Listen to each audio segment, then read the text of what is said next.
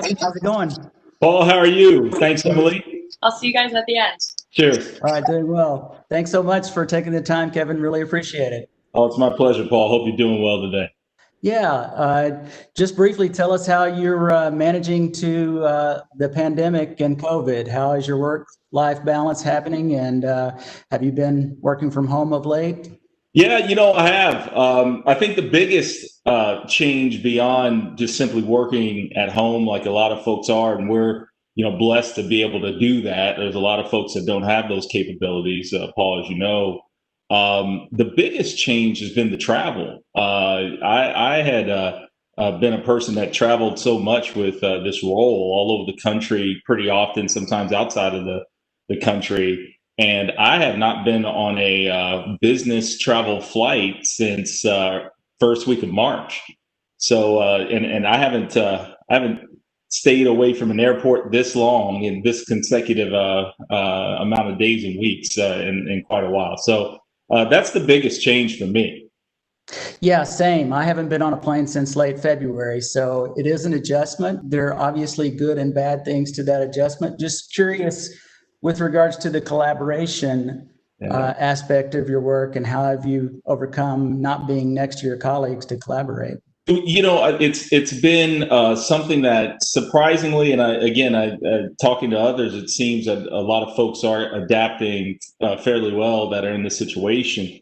We were able to get through what is a pretty tough and high travel, high connection in person period, which is our planning period that takes place right in that spring timeframe, March, April, May, and I was planning on clocking probably about 25,000 miles flying around to the various agencies that we work with, my media agency, creative, PR, et cetera, to make all of that happen. We were able to adjust, I think, fairly well based on, all of the online tools that we have, and trying not to get too fatigued of that capability or that approach. But it's been working out. Everyone's trying to find their way through this.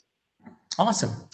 Well, you and I are both from the Dallas-Fort Worth area, and we're both sitting here today. It's a little change in the weather, wouldn't you say? Yeah, it's a little chilly out there.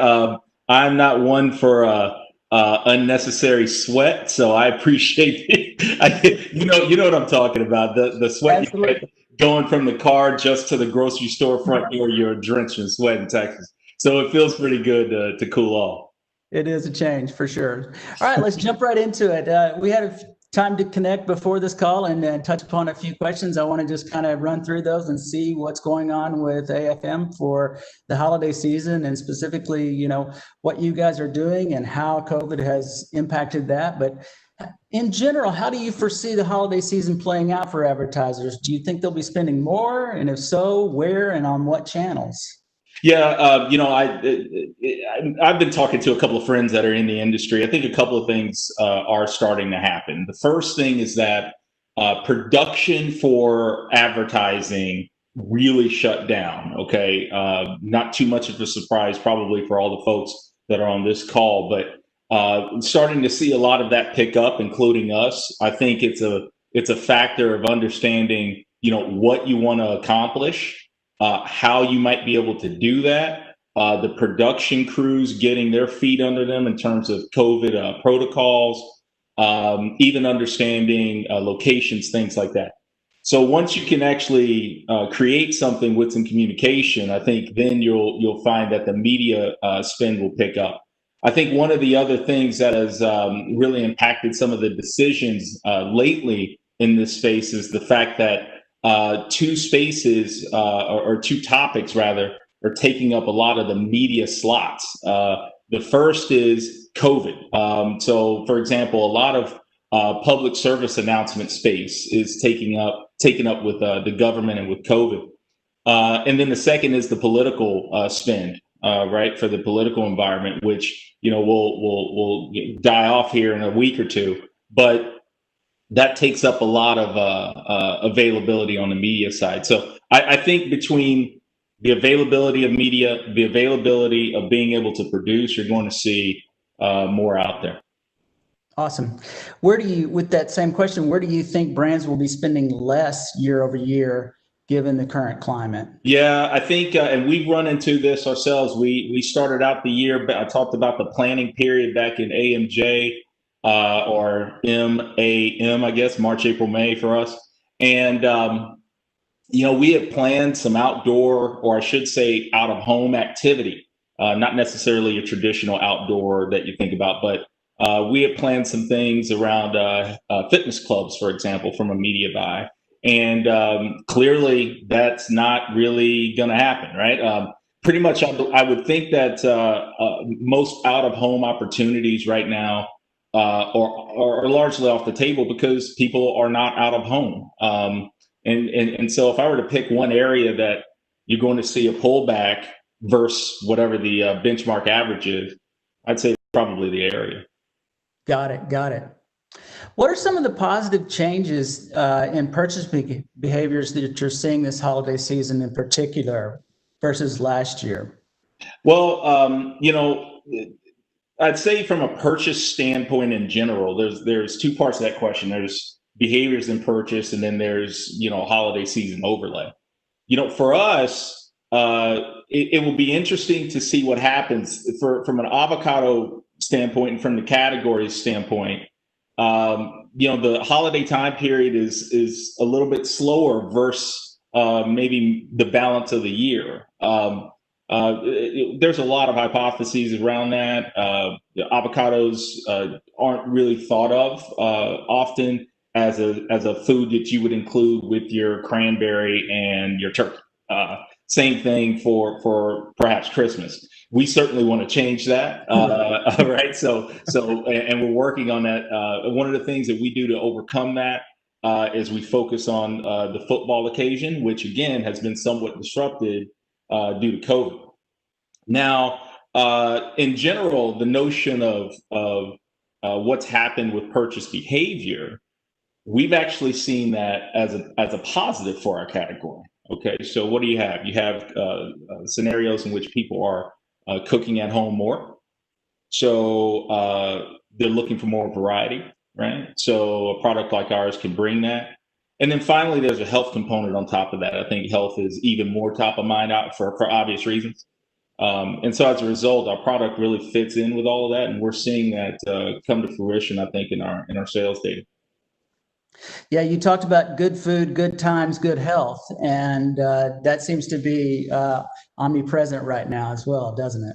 I think a lot of folks are looking for all of that, Paul. I think we all are. We're looking for how we can safely connect and maintain those connections with people. We're certainly, again, cooking more, so we're trying to figure out how we can do that in a way that's fun and that's appealing to various taste buds and the need for diversity, given all the cooking quantities. And again, the healthy component is in there. So yeah, again, I think we're fitting in just fine right now with everything that's going on. How has Avocados from Mexico adjusted their creative, if at all, throughout 2020? Well, we certainly have. We are trying to adjust some of the things that we talk about because, one of the ways that we position this brand and that we designed it when we started years ago was, again, around this notion of togetherness. Certainly, if you look back at our past creative and particularly around, the football time period, the Cinco time period, really has a lot to do with people connecting. Again, very tough thing to do. You go rewind back around this time last fall, we shot our Cinco commercial that was intended to air during the Cinco time period 2020. So 6 months ago or so. Suddenly, this COVID thing happens. Well, what does it have to do with Cinco? Our setting for that ad was inside of a hospital. Oh, no. Yeah, we were basically going to bring the party, to a hospital, no. Cinco party. So it completely shut that down. So that's actually painful for guys like us that don't have the huge budgets. So Right. that's a painful thing, but we had to do it. So it's those types of stories I think you're going to hear from a lot of people. I have some good friends that work at some other brands, and I know they faced literally the same situation. I actually saw a scratch ad from one of those friends of mine that they had a similar situation for their product based in a hospital, and they had to shut it down. Yeah. Yeah. So we're hearing a lot from our advertisers and clients about flexibility. And that scenario you just laid out sounds like a perfect position for being flexible, right? You need your media partners to be flexible. How big has that ruled the day of late, and being able to be flexible with all your media partners? Yeah, it's a two-way street, Paul, is what, and that's what it is. We certainly have to understand the flexibility of some of our partners and the needs that they have as well. The agencies, it's a tough time for that industry in general. If there's anyone on this call that is on that side of the house, they know it. So we're trying to be, as clients, as flexible as we can, given to the changing environment that they have to adapt to. Certainly on our end, we're asking them as they deal with us and work with us in terms of our status quo standard approach to production and media decisions and things of that nature, that it's not going to be exactly the same. We're dealing with that right now as I'm trying to put together some advertising for our Hispanic campaign. The way we're going about things is a little more in concurrent fashion versus a more sequential fashion that we're used to doing things. So absolutely, flexibility is key across the entire apparatus. Do you think there are certain outcomes of this particular environment that we're operating in, and flexibility is probably going to be one that sticks around even when we come out of this and post-COVID? Do you think that that's a positive outcome of this particular environment that we're dealing in right now? Well, I think maybe a way to think about it is we have a situation that's going on now in which individuals, companies, all organizations out there, they can really work this muscle a little bit and expand the range of what they believe they can do, how they believe they can do it, and really thinking a little more outside of their typical box, I would say. And that's probably going to continue. I'd like to think it would. That said, there's probably some reversion to the mean that's going to happen as well. So I think a lot of the prognostications of permanent change in ABC environment, there's probably going to be a little bit more of a mix of that, I would think, as we move forward and hopefully move out of this pandemic situation. With the political environment and the pandemic, are you noticing that certain messaging is resonating with consumers on certain channels? Well, I would say, typically to get a lot of attention, you kind of got to get outside of the standard messaging approaches. And, I think right now there's a lot of caution in the air. There's a lot of things going on. Certainly from our standpoint, again, we're finding communication methods, communication messages that really speak to, finding a kind of a place of equilibrium is, I guess, a way to think about it. And I see a lot that's out there in terms of stimuli that gets sort of to that. I think the key is, how do you tie that to your brand's position? How do you tie that to your brand's essence as well? But I think that's what you're kind of shooting for in a lot of cases, and really cutting a lot of fat off of kind of a creative design for ads these days. Right. So something near and dear to our hearts at Tremor is how you utilize OTT and CTV. Can you talk about how you're deploying that? And is there a difference between creative when you're talking about linear versus OTT and CTV? You bet. So years ago, when we were making these decisions, OTT was still kind of in its infancy. I don't think we said the word Roku back in 2014. So there's a lot that has changed over time. So we've certainly moved more into that space because we love the promise of the targeting. What now? Notice I said the promise of it. I don't believe the actual call it reality of the execution is matching up to that promise. I think we've seen a lot from colleagues out in the field in the marketing space that talk a lot about measurability. The OTT space is really, really difficult to get some standardization against that. So that's been our biggest challenge. But we are moving pretty heavily into that in different ways, whether it's connected TV, whether it's over the top platforms, things like that. In terms of creative, it's less for us about the platform in terms of linear versus OTT, and just more about who we're targeting and who we think we can get. So that part of it probably doesn't change for most players in the marketing space, but we're not really making differentiated decisions on, at least between linear and OTT in and of itself from a creative standpoint. Got it. We talked briefly on our prep call about sequential messaging. Does that play a role in your online video and OTT and CTV messaging? Or are you utilizing that to do something sequential to your linear schedule? Well, in terms of media planning, we have some overlaps. What we try to do is use more of the linear component to get our reach. And more of the OTT component to get our frequency. That's kind of the basic, simple way to think about our media approach. Again, because our budgets aren't huge. So we have to really figure out what the proper balance is between those two.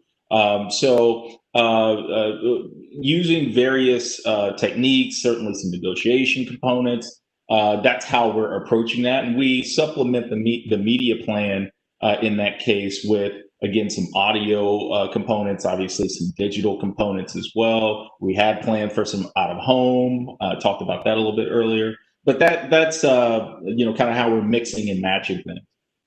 Got it. So you guys are obviously sourcing inventory from a foreign country. Did you experience any type of hiccups with regards to that relationship and product reaching the U.S., et cetera, during the pandemic?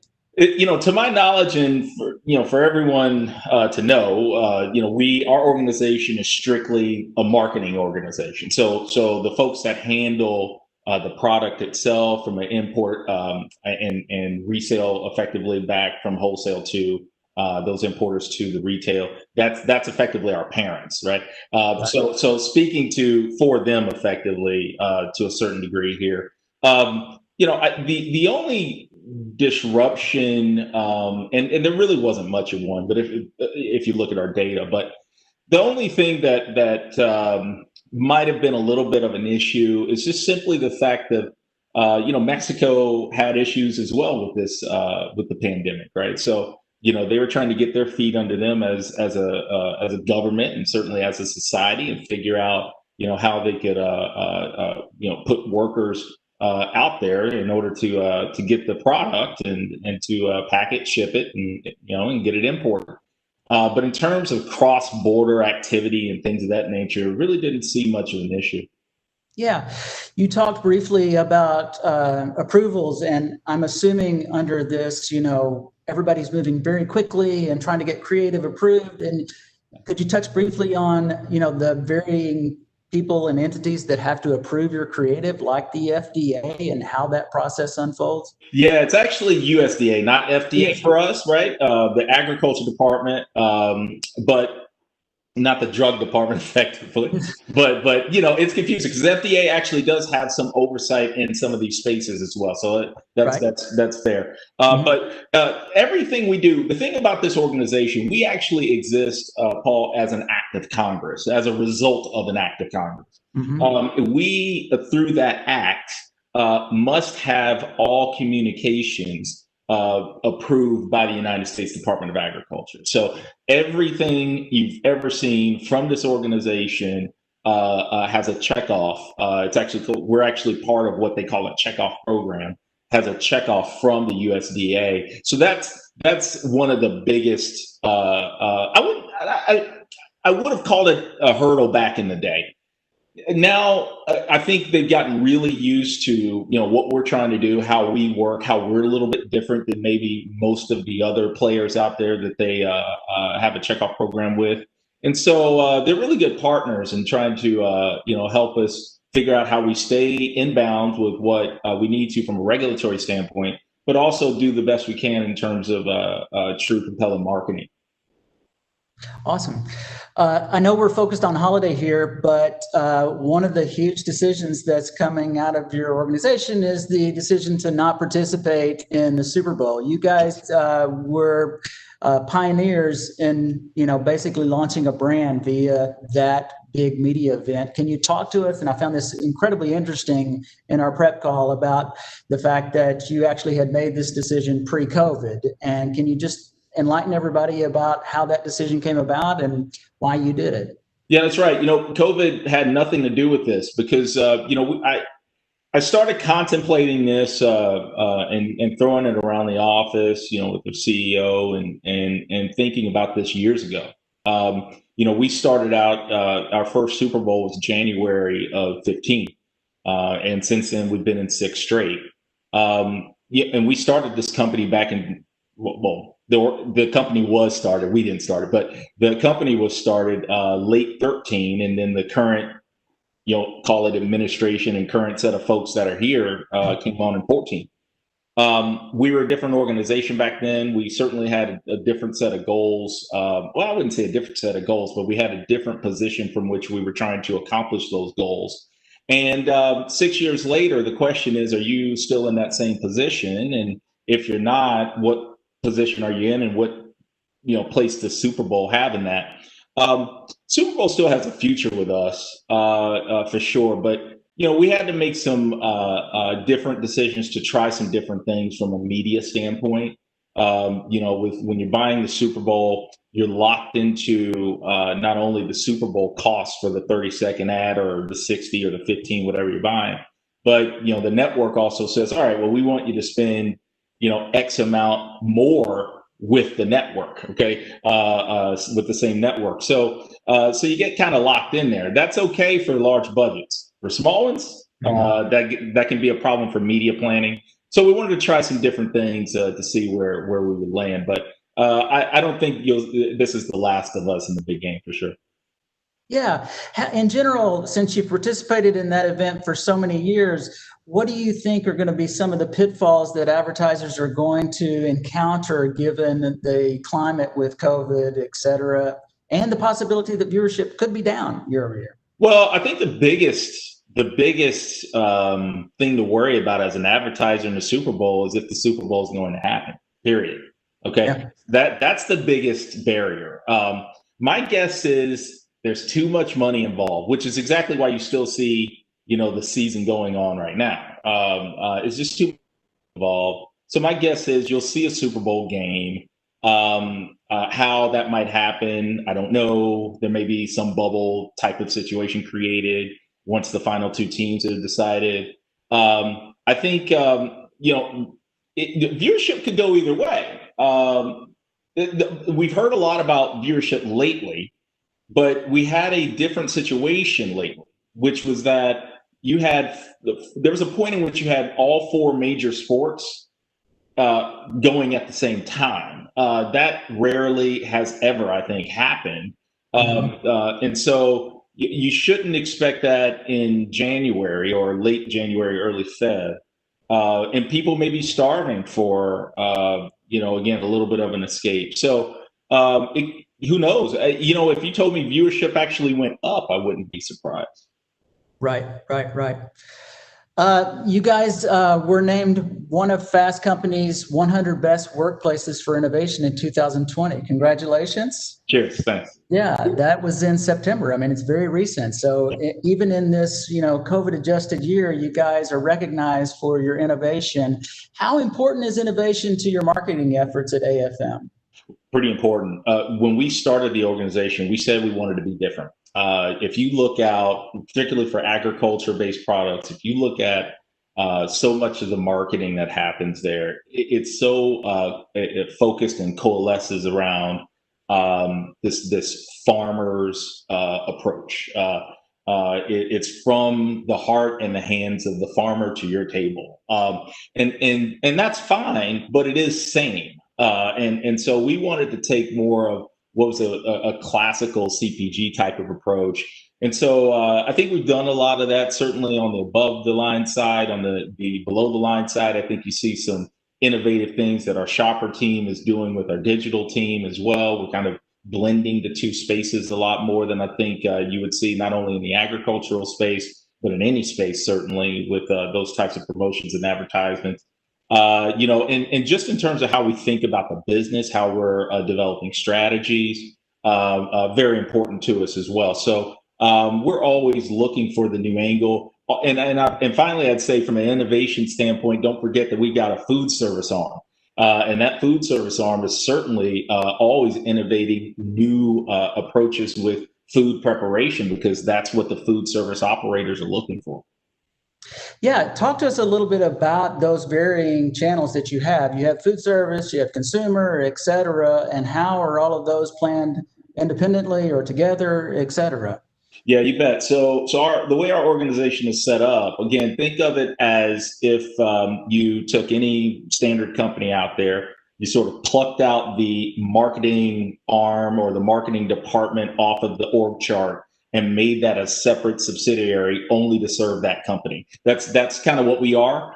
So in a lot of ways, what we've got is verticals. We've got our consumer side, which is what I drive for general market, Hispanic. I also drive our PR work, and I lead a lot of our overall strategies as well as our brand strategies.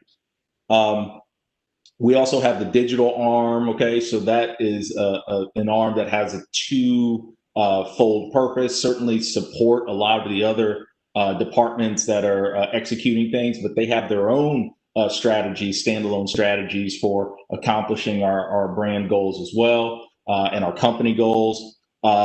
We have our shopper and trade side. So just like it sounds, shopper marketing space, you're selling in programs into the retailers. And then our food service arm as well. Their job, more than anything else, is we're trying to get fresh avocados on as many menus around the country as possible. And there are a lot of ways to do that. There's a lot of ways to try to get that accomplished. There are some barriers some operational barriers that we are helping operators overcome. But that's effectively how we're set up. Got it. You mentioned Hispanic in that. Tell us about how your efforts vary between the general market and Hispanic market as it relates to the U.S. Obviously, this is a fruit that is pretty native to Hispanics. So how does that dichotomy work out within the organization? Yeah, you bet. So, the home of avocados is Mexico. In fact, that was the basis of our first Super Bowl ad. And what we know is that our data is telling us that the growth market is certainly the general market space. Okay. But the Hispanic market is very, very important to us. It's really the base for, a growth category like ours. And we just want to make sure we're supporting that base. So the approaches can be somewhat different for sure, from the standpoint of talking to a group of people that know and are used to this category, used to this product, and then the general market space, in which in a lot of ways it's still new. It still has ways to be explored. So you kind of take two different approaches. Obviously, they both coalesce around one brand, one approach, one position, certainly, or I should say one brand essence. But certainly you do take some different approaches because they're coming from two different angles. Got it. Well, we have about 12 minutes left, and there's some questions coming in, Kevin. I'll feed them to you from the audience. Sure. What do you see as the biggest future challenge to retail and e-commerce, and the biggest opportunity? Biggest challenge? Well, I think the biggest challenge is a lot of players in the e-com space, frankly, a lot of the components to that in the chain, they still need to figure out how to do it well. Amazon is the king in this space, and I think a lot of folks, brick and mortar, are really trying to catch up. And you can see that not only from an operational standpoint, but also from things like customer service. So they're really just trying to figure all of that out. How do they staff it and still keep their margins, right? So they have to report to the street. There's a lot of things to figure out there. You have to build that up. That costs money. Your margins get hit. So I think that there's just a lot to figure out by a lot of people. Obviously, what I would say is the biggest opportunity, clearly, is that we're moving as a society towards that space or towards that approach for all types of purchases. I remember years ago when I thought, well, no one would purchase clothes online because everyone wants to try them on. Well, they fixed that problem by making it really easy to return them. So you can try them on at home, right? So I think there's huge opportunity, and it certainly depends on your category as well. For us, a perishable category, it's a little harder, but we'll get it all figured out, I think, as a collective industry. Yeah, when you first launched, I'm assuming you had no vision of actually selling product from avocadosfrommexico.com, right? I mean, you didn't have that vision, I'm sure. Well, we certainly had thoughts that was coming down the line. But as a brand new company, we were still just trying to figure out where the bathrooms were. So we had a few other things that we needed to build as a baseline first for a brand that didn't exist, particularly in a category that is brandless, and in a department called produce in a grocery store that is largely, not completely, but largely brandless. So a lot of barriers to overcome for a marketing organization. So we started with some of the baseline things first and went from there. Got it. Here's another question. Many brands have drastically reduced media budgets over the past few months. How has your media plan adjusted? If your budget has been reduced, have you gotten more creative and efficient with your strategies? Yeah, what's interesting about that question is when this first started, we actually talked about the fact that you're actually going to get more bang for your buck earlier on. Now, again, a lot of the media opportunities are being soaked up with the political buys, but earlier on, you had people with nothing to do except sit at home. So you had in terms of impressions and then your cost for impressions, because so many media players pulled back, you were going to get a great CPM if you were willing to continue to advertise. Okay. Yeah. So we certainly recognize that. The thing with us is my budget and my media plans usually die down after Cinco, and they come back in September. So largely, I wasn't able to take advantage of that just because of how our media cycle goes. Right. But in terms of adjustments since then into our new fiscal now, my budget has not decreased. Thank you, Mr. CEO of Avocados from Mexico. So my budget has not decreased in that sense yet, and we don't plan to or intend to reduce that. We certainly have made changes, though, as I talked about a little bit earlier, in terms of our plans for outdoor. Now we're not doing that, but for us, it's full steam ahead, and I think that's what going back to the beginning of the conversation. I think that's what you're going to see. Is that people are going to people, brands, organizations. They're going to say, "Let's get back in the game," if they're not already. Absolutely. Another question: when it comes to communicating with your consumers, how do you think about brand purpose, and how does that impact your approach to marketing? Well, good question. For us, and I talked about this a little bit earlier, so I'll try to make this one quick, but. For us, what's important again is our position and what we're all about as a brand is togetherness and bringing people together. So for us, the purpose is in our position in a lot of ways. When you think about avocados, you think about guac, right? No one ever has this product when they're sad, right? Guac is always the center of the party. People love avocado. I think that there's some sort of psychological thing that's going on. Maybe it's the color and the freshness of it. Maybe it's the taste if people can like that texture. It's something that lifts people up. And so we've leaned into that a lot. From a purpose standpoint, I'd say it's really embedded in our position to try to, well, lift people up. Awesome. Yeah, for sure. What innovations and technologies are you utilizing to execute your strategies? Has that changed since the pandemic began?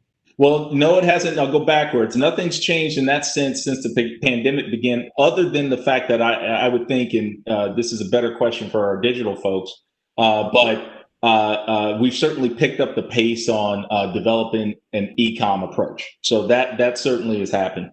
As far as the technologies, one of the reasons why we were in the Fast Company recognition there is because, particularly on our digital side, but also in other spaces, we're always looking for new ways, new approaches, and new technologies to utilize. One of the biggest initiatives that we've been trying to ramp up and implement is a CRM approach, particularly given the issues that are coming down the pike in terms of privacy and the ability to use things like cookies and whatnot. So you're seeing that certainly on our side, we're picking up the pace in terms of developing our own first party data approach. But that's, I would argue, is one of the biggest things that we're focused on. Cool. Finally, does AFM ever approach marketing from a partner standpoint? Have you seen success there? Sure. I think it's all about how you define partner for sure, but I assume that by that question, you mean other marketing partners. And I'd say that we've certainly done that, particularly on our food service and our shopper side. So you often see, particularly on the shopper side, partnerships that we've had in the past, like with Bud Light. We've partnered with them pretty often. We've partnered with Tostitos over the Frito-Lay guys as well. So we do that pretty often on that side of the house, as well as the food service side. We do LTOs, limited time offers, with various operators out there. So we'll execute that pretty often. There's some players that we're executing LTOs with pretty frequently these days. But in those two worlds, we certainly partner quite a bit. Digital, particularly from a social standpoint, some of the exercises we'll do, we've done that as well from Super Bowl standpoint. So yeah, absolutely. Our brand, our category, it plays well with others, and what we've seen is very good positive results when we do partner with others. Absolutely. And I think this is the final question I'll have for you, Kevin, is as leaders, you're always developing your abilities. What skills would you like your marketing team to develop this year? Great question. There are several that I talk about, but at least for my guys that report to me, I talk to them about independent thinking and thought leadership in difficult times. Right. That to me is where you really show your chops as a leader in my estimation. So it's really ensuring that we're charting our own path to what we believe is success for us, and not, kind of a follow the leader approach. I think in a world in which people are trying to figure out what to do, it certainly makes sense to survey the landscape, but then you want to pull back and really design your own path. And so I think that's what I would say is really important for us. A really great question there. Awesome. Kevin Hamilton, Head of Brand Marketing for Avocados for Mexico. Thank you for the time today. I really appreciate it. Hey, my pleasure, Paul. Good to see you. Thanks for having me. Take care.